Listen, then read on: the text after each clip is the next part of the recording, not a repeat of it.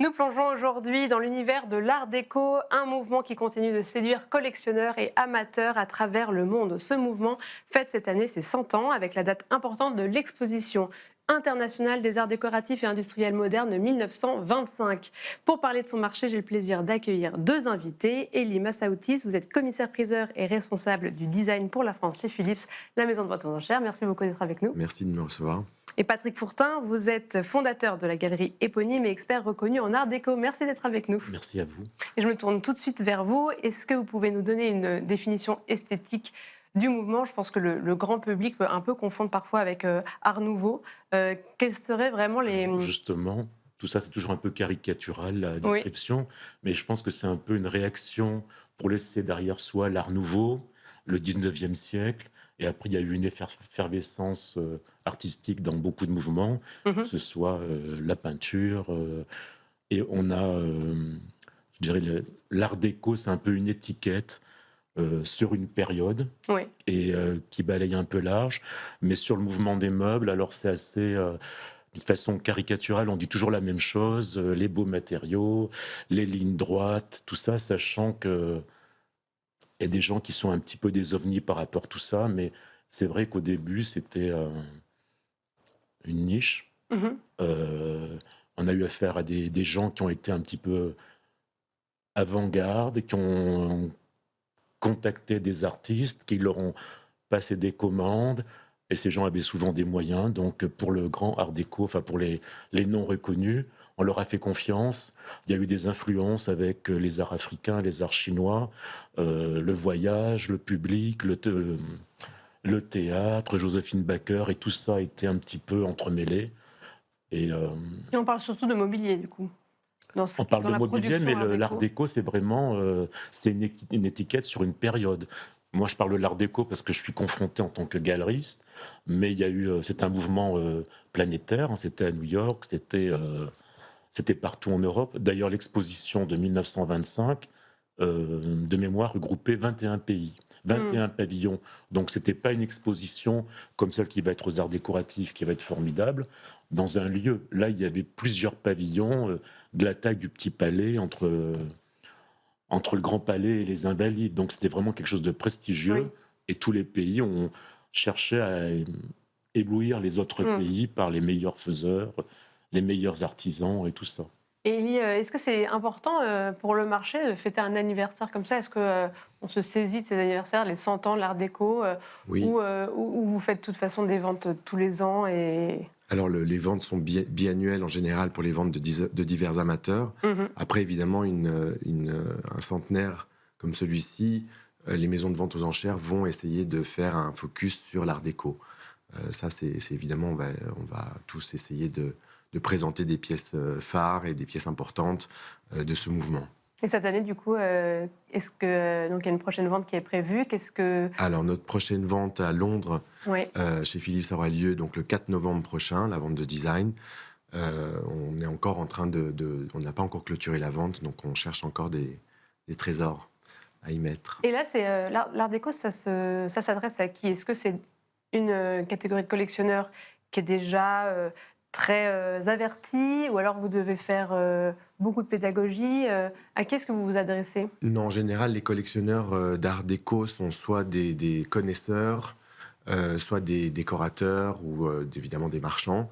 Mais en général, les gens qui s'intéressent à l'art déco et aux pièces importantes connaissent le mouvement, connaissent les artistes les plus importants et qui le recherchent. Donc c'est pas encore grand public.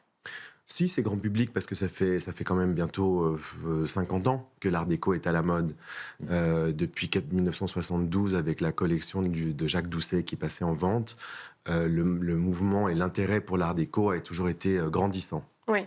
C'est ce que vous remarquez aussi. Donc vous avez presque 30 ans d'expérience en tant que Vous galeriste. m'assassinez, là. Comment, comment est-ce que vous voyez l'évolution? Est-ce qu'au début, vous avez dû faire beaucoup de pédagogie, etc. Comment est-ce que vous avez vu l'évolution de l'intérêt pour Le pour ce monde a mouvement? changé sur plusieurs niveaux. Dans les années 70, il y avait une minorité de collectionneurs, de marchands ou de personnes averties. Il n'y avait pas les réseaux sociaux. Donc, la vente Jacques Doucet, c'était quand même la grande vente, Oui. entre autres. celle de Karl Lagerfeld, Oui. et ainsi de suite, mais c'était confidentiel. Les catalogues, vous aviez 3 images et le reste était une description. Ils ont été les rois du monde. C'est ce qui a fait que tous ces gens ont pu créer des collections à ce moment-là, parce qu'ils Mhm. étaient là, parce qu'ils avaient 30 ans de plus, et ce qui est absolument naturel.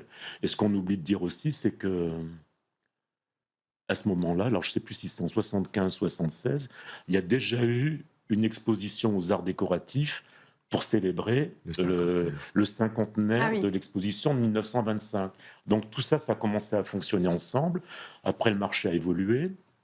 Euh, le problème, si on peut dire problème, c'est que les pièces de qualité sont comptées ou sont rares. Après, il y a eu, comme au XVIIIe siècle, les pièces pour Versailles, pour tout ce qu'on veut, et puis du mobilier fait dans les provinces, avec un esprit art déco. Mais l'élite, les grands créateurs, étaient déjà très chers, ou ils étaient déjà, Ah oui. fallait qu'on puisse suivre, et puis ça cautionnait un style de vie, un grand goût, des niveaux financiers, Important, oui. tout ce que voilà, les gens Oui. surfaient la vague. Donc toutes ces pièces-là, elles étaient déjà bien implantées là où il fallait, dans des milieux aristocratiques, partout. Et elles sont sorties un peu en même temps. Maintenant, les gens les ont depuis longtemps, donc on en revoit de temps en temps, mais il n'y en a pas tous les jours. C'est de plus en plus difficile d'ailleurs. Donc elles sont très rares. Après, on espère, quand il y a des successions, elles recirculent. Oui. Mais toutes celles qui sont déjà dans les musées aux États-Unis ou en France, elles ne bougeront plus. Donc l'étau se resserre. Et Oui. Dieu merci, il y a Oui. des commissaires-priseurs comme Elie ou des... Non, mais je le pense profondément. Des grands marchands avec qui j'ai un respect inouï parce que grâce à ces gens, ils ont essuyé les plâtres, ils ont défendu bec et ongle ce marché parce que ça n'a pas toujours été facile. Et grâce à tous ces gens-là, eh ben, beaucoup de gens peuvent collectionner, acheter, soutenir des prix, et ainsi de suite. Mais effectivement, le challenge aujourd'hui, c'est vraiment de trouver les belles pièces. Oui. Parce que des belles pièces bien facturées, mais peut-être plus accessibles, etc., ça se trouve moins dans le secteur. Je vais vous donner un exemple. Par exemple, Jacques-Émile Ruhlmann, qui est considéré comme le Riesner du XXe siècle. Riesner, c'était un ébéniste du XVIIIe siècle, qui a vraiment brillé au moment de l'exposition universelle avec son pavillon du collectionneur. Vous trouvez des pièces de Ruhlmann pour quelques milliers d'euros pour les premiers prix. Mhm. Ensuite, vous avez, pour une paire de fauteuils par exemple, vous avez des modèles qui se vendent autour de 40 000 euros. Puis vous avez des modèles qui font 1,5 million. Récemment d'ailleurs. Récemment d'ailleurs. Voilà. Donc là, on est vraiment sur l'ambiguïté aussi de ce marché, Oui. c'est-à-dire qu'il y a des pièces vraiment très importantes, les pièces qui sont recherchées par les vrais collectionneurs, par vraiment les personnes qui connaissent et qui ont les moyens financiers pour acheter ces pièces-là. Mais à côté de ça, vous avez aussi toute une production, soit parce qu'elle est moins rare, soit parce qu'elle est plus facilement accessible, parce que la production a été plus importante pour certaines pièces, où là, les prix ne sont pas les mêmes. Parce que justement, les pièces les plus recherchées, quel serait le Graal de tout collectionneur qui Mais est spécialisé? un collectionneur va chercher la rareté, Oui. la qualité, et puis évidemment la provenance. Donc quand vous réunissez les trois, et que par exemple c'est la première fois qu'un modèle passe sur le marché, là vous avez vraiment ce qui s'est passé récemment avec Oui, une vous paire avez de en tête un fauteuils, exemple? une paire de fauteuils de Ruhlmann qui Remarquable. sont passés en vente récemment et qui ont fait 1,5 million. Mais pour un autre modèle, par exemple le modèle Gons, nous avions fait le record du monde il y a quelques années chez C'était Philips fantastique. à 1,5 million en dollars. Donc, mais c'est des modèles qui n'apparaissent jamais sur le marché.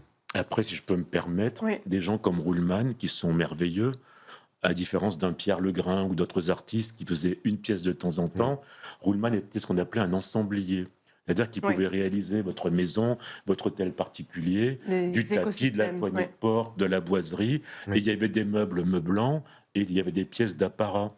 Il y a ce côté-là aussi. C'est peut-être pour ça qu'il y a des pièces qui sont plus rares et d'autres, on peut se permettre de les acheter aussi. D'ailleurs, c'est intéressant parce que le terme d'ensemblier a complètement disparu du Oui. vocabulaire aujourd'hui. Mais donc, il dessinait les tissus, il dessinait les papiers peints, les luminaires, la porcelaine et le mobilier, évidemment, et donc des décors entièrement pensés par lui. Et aujourd'hui, on ne fait plus tellement la distinction parce qu'un designer, il va s'intéresser au mobilier ou il va être un peu... il va avoir une fourchette un peu plus Oui. large, peut s'intéresser à d'autres domaines. Mais Ruhlmann était connu pour vendre des meubles sur lesquels il perdait de l'argent.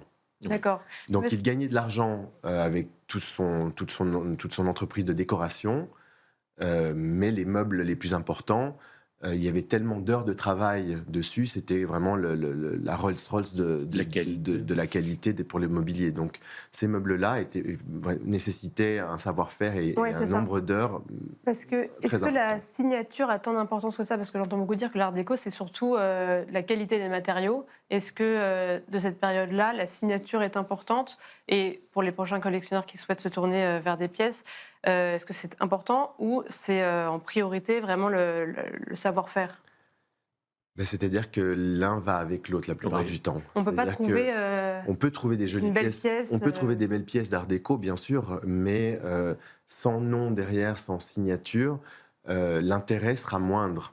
Et le marché réagit par rapport à l'offre et à la demande. C'est un peu comme à la bourse, on veut les blue chips, les choses un petit Oui. peu haut niveau.